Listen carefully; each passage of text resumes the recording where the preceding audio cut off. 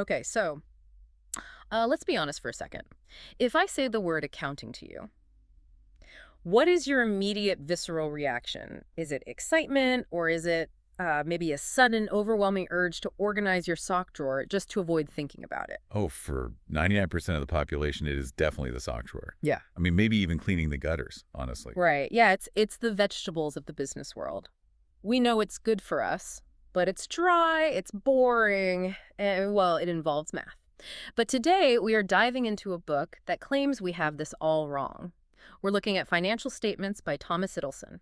And the premise here isn't that you need to become a CPA or anything. The premise is that if you don't understand these documents, you're essentially walking through a minefield, blindfolded. That is a perfect analogy. And to understand the urgency of this book, I think you have to look at when it was actually published. It came out in 2009. Which puts us right in the smoking crater of the 2008 financial crisis. Precisely. The global economy had just melted down. And while there were, a lot of causes, a huge part of it was opacity. Yeah, you had these massive institutions like Lehman Brothers and Bear Stearns that were essentially black boxes. Yeah. People, and I mean, even the experts didn't understand what was on the books. They didn't understand the leverage or the liabilities or where the cash was actually coming from. So Ittelson writes this book not as a textbook for students, but really as a survival guide for everyone else. It was absolutely a reaction to a disaster. He looked at the wreckage and asked a very uncomfortable question.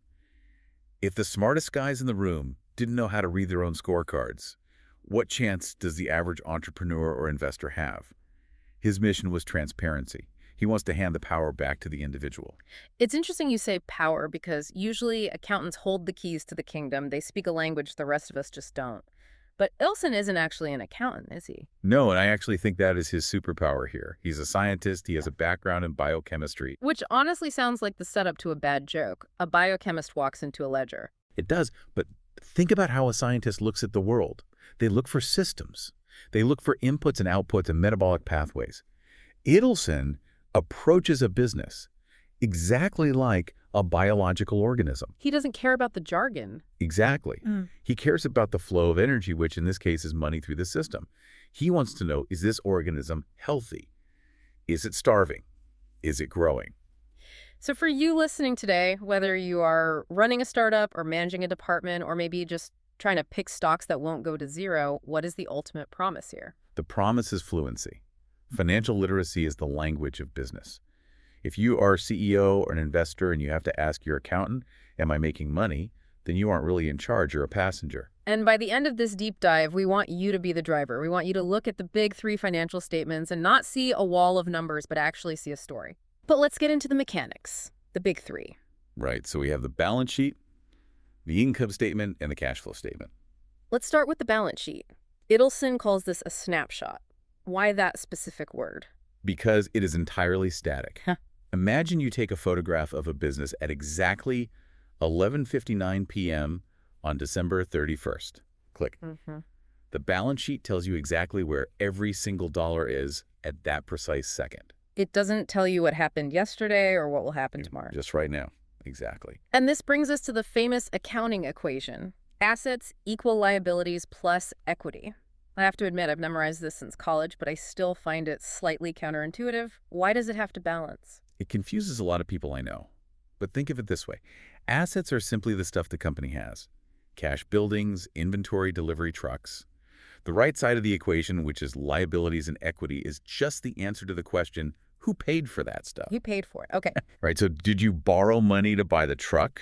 That's a liability. Did you use your own savings to buy the truck? That's equity. So stuff you have has to equal the money you use to get it. It has to balance because you can't get something for nothing. So if I see a company with massive assets, that looks really good. But if I look at the other side and see it's 99% liabilities. Then they earn a lot of stuff, but they owe a lot of people. They don't really own their success. The bank does. Got it. So that's the photo. But businesses move. They operate. That's where the second document comes in. The income statement. If the balance sheet is a photo year, the income statement is the movie. It covers a period of time like a quarter or full year. It tells the story of performance. You start with revenue at the top. You start with revenue at the top. You subtract all the costs of doing business, so rent, salaries, materials, and at the very bottom, the literal bottom line, you have net income. Profit. Profit. It answers the crucial question, Did we generate value during this movie? Okay, so we had the photo, the balance sheet, and the movie, the income statement. That feels pretty complete to me. If I know what I have and I know if I'm profitable, why do I need a third document? I feel like this is where most people just tune out entirely. And this is where most people go broke. This is the danger zone right here. You can be profitable on the income statement. You can look like an absolute superstar in the movie and still go bankrupt next Tuesday Wait, walk me through that. If I'm profitable, I'm making money. How do I go bankrupt? because of a concept called accrual accounting. In the business world, profit is an opinion. Cash is a fact. Profit is an opinion. I like that. It's true. Let's say you sell a huge consulting contract for $100,000 in December. You did the work. You send the invoice. On your income statement, you record $100,000 in revenue. You look hugely profitable. But I haven't been paid yet. Correct. The client pays you in 60 days. So on paper, you're rich. But try paying your staff with net income. You can't. Yeah. You need cash. If you run out of cash while waiting for that check to clear, you are insolvent. Game over. And that introduces the third document, the cash flow statement. The truth teller. Ittelson is obsessed with this one. The cash flow statement completely ignores accounting rules.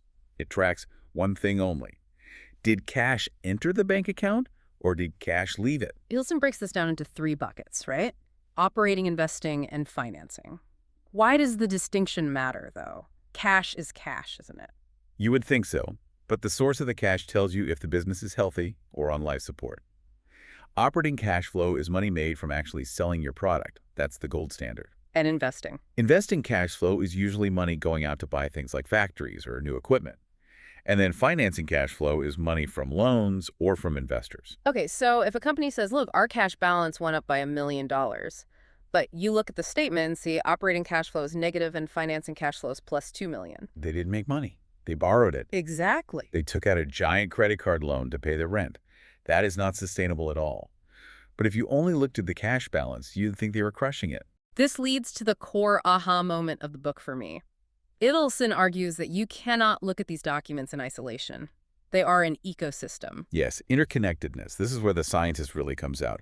You have to see how a single drop of water ripples through the whole pond. Let's try to visualize this for the listener because this is sometimes hard to do on audio. Let's take a single transaction. Say I'm a business owner and I buy $10,000 worth of inventory on credit. I haven't paid for it yet, but I have the goods in my warehouse. Walk us through how that hits the big three. Okay, let's track the ripple. First, the balance sheet. Your assets go up by $10,000 because you now have inventory. But you haven't paid, so your liabilities, specifically accounts payable, also go up by $10,000. The sheet balances. Now the income statement. Has anything happened? No, you haven't sold anything yet, so no revenue and no expense. Finally, the cash flow statement. Has cash moved? No. You bought it on credit, so you have more stuff and more debt, but your profit and your cash are completely unchanged. Okay, step two. I sell that inventory to a customer for $20,000. But classic business move, they pay me on credit. They'll pay me next month. Now the ripples get wild. Hmm. On the income statement, you record $20,000 in revenue. You also record the $10,000 cost of the inventory as an expense. So boom, you have $10,000 in net income. You'll look like a genius. But on the balance sheet, my inventory goes down to zero. Right, but you have a new asset called accounts receivable for $20,000.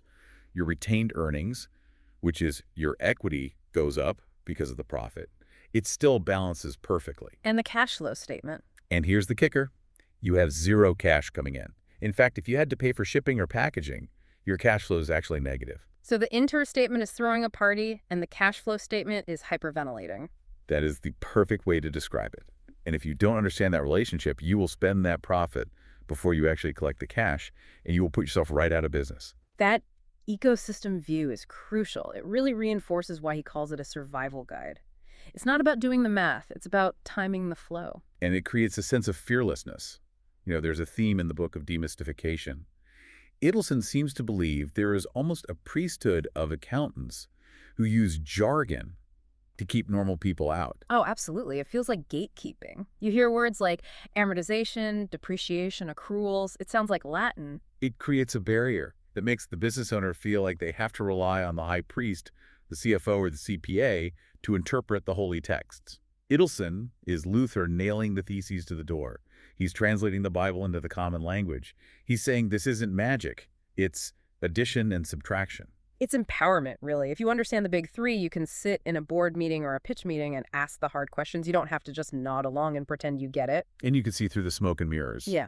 People often compare this book to Benjamin Graham's The Intelligent Investor. They're both absolute classics, but they serve totally different functions. How so? Because Graham is usually the Bible for value investing. Right. Think of it this way. Benjamin Graham teaches you how to write poetry. He teaches strategy, philosophy, market psychology. But Ittelson teaches you the alphabet.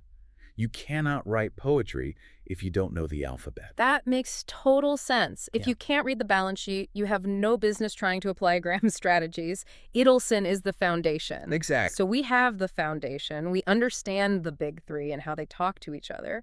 But let's get practical. Ittelson gives us some frameworks for actually using this day to day. He talks about ratio analysis. Now, I'll be honest, hearing the word ratio gives me high school algebra flashbacks. Can we make this usable for everyday life? We can, definitely. Yeah. Think of ratios as the vital signs of the business. You don't need to do a full MRI every day. Sometimes you just need to check the pulse. Ittelson highlights a few key ones that you can check quickly. Let's pick the most important ones. What is the very first thing I should check? Liquidity. Simply put, can we pay our bills today? The classic measure here is the current ratio. You take your current assets, so cash inventory stuff you can sell quickly, and divide it by your current liabilities, which are bills due soon. So if the number is 1, you have exactly enough to pay your debts. That's living on the edge. Very much on the edge. If the number is 2, you have double what you need. You're safe. If the number is 0.5, you are technically insolvent. You owe more than you have. That is incredibly simple. Assets divided by liabilities. Keep it above 1, preferably 2. What else? Profitability. Specifically, net profit margin. This one is tricky because people confuse markup with margin all the time. This is your net income divided by sales. So if you sell a widget for $100 and you keep $10 after absolutely everything, rent, taxes, lights, your margin is 10%. It tells you how efficient you are. You can have huge sales, but if your margin is 1%, you're basically running on a treadmill. Basically, it's the work smart, not hard ratio. Hmm. And then there's solvency, like the debt to equity ratio. How much of the business is owned by the bank versus the owners? If this gets too high, the bank calls the shots, not you. I want to touch on one other practical concept that trips up every entrepreneur I know, the difference between an expense and a capital expenditure, or CapEx as they call it. Ittelson makes a really big deal about this. Why does it matter so much? This is the classic tax time surprise. Let's use an analogy. Let's say you run a delivery business. Yes. Scenario A, you put $50,000 of gas in your fleet. That is an expense. It is used up immediately.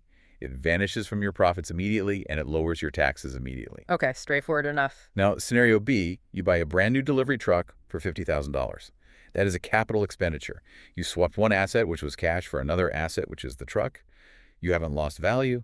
You just changed its form. So it doesn't reduce my profit. Not immediately. And that is the trap. You spend the cash, the money's gone, but you can't deduct the full $50,000 from your profit this year. You have to depreciate it over, say, 5 years. Ah, wow. So you could have zero cash in the bank because you bought the truck, but the IRS thinks you made a huge profit because you can't deduct the cost yet. You get hit with a tax bill for money you don't even have. That is terrifying, isn't it? And that goes right back to the cash flow versus income statement disconnect we talked about earlier. It does. And that's why Ittelson urges you to do scenario planning. Don't just spend the money. Ask, how will this hit the big three? If I buy the truck, my cash tanks, but my taxes stay high. Can I survive that? Exactly. Don't fly blind.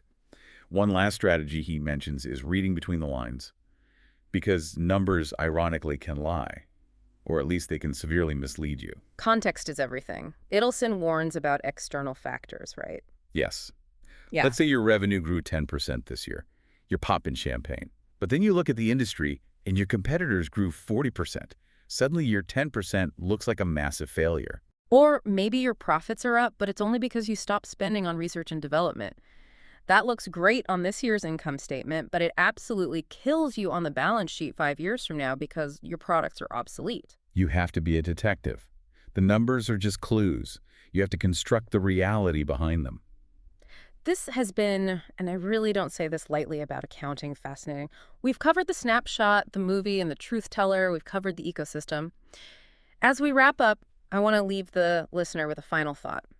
We live in the age of AI. I can upload a PDF of a balance sheet to ChatGPT and it will summarize it for me in 5 seconds. Does that make Ittelson's book obsolete? I would actually argue it makes it more important than ever. AI can do the math. AI can calculate the ratios, but AI cannot understand this story. Right, it doesn't know the context. Exactly. It doesn't know that the reason receivables are high is because your biggest client is furious with you. It doesn't know that the investing cash flow was to buy a machine that doesn't even work. The human element, the judgment, the skepticism, the ability to read the narrative inside the numbers, that is what makes you a leader. If you outsource your understanding to an algorithm, or an accountant for that matter, you are giving away your agency. So the call to action here isn't just go learn math? No, not at all. The call to action is go find a financial statement. Right now. Google the 10K of your favorite public company. Or ask for the profit and loss statement of your own department. Don't be intimidated by it. Look at the 3 sheets. Trace $1. Where did it come from? Where did it go? Who owns it? Once you start seeing the flow, you stop seeing a spreadsheet and start seeing the heartbeat of the business. The heartbeat of the business. I really like that. It turns a chore into a vital sign. Huge thanks to Thomas Ittelson for writing a survival guide that actually works. And thank you to everyone for listening to this deep dive. Don't forget, if you want to see these charts in action, check out Better Every Page on YouTube. Keep looking for the truth in the numbers, everyone. We'll see you in the next one.